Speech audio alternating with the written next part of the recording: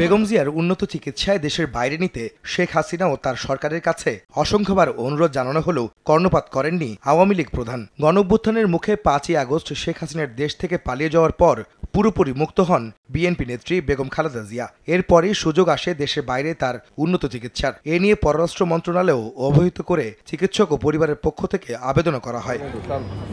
উন্নত চিকিৎসার জন্য লন্ডনে যেতে গত ৮ই নভেম্বর যুক্তরাজ্যের ভিসা পান বিএনপি নেত্রী। এরপর নেন মার্কিন যুক্তরাষ্ট্র ও সৌদি আরবের ভিসাও। নানা রোগে আক্রান্ত বেগম জিয়ার চিকিৎসা লন্ডনে সম্পন্ন হলে যুক্তরাষ্ট্রে যাওয়ার প্রয়োজন হবে না বলে জানা গেছে। তবে চিকিৎসা শেষে সৌদি আরবে ওমরা পালন করে দেশে ফেরার কথা রয়েছে তার। এ কারণে বেশ কয়েক দফা লন্ডনে যাওয়ার তারিখ পরিবর্তন হয়ে অবশেষে নতুন বছরের ৭ই জানুয়ারি পরবর্তী তারিখ নির্ধারণের কথা জানিয়েছেন বেগম জিয়ার একজন ব্যক্তিগত চিকিৎসক। তিনি জানান, পরিবারের সদস্য ও চিকিৎসক সহ আরও ১৫ জন হচ্ছেন বিএনপি নেত্রীর সফর সঙ্গী। কাতার এয়ারওয়েজের এয়ার অ্যাম্বুলেন্সে করে বেগম জিয়াকে লন্ডনে নেয়ার কথাও জানান তার ব্যক্তিগত চিকিৎসক। কাতার এয়ার অ্যাম্বুলেন্সে যাচ্ছেন?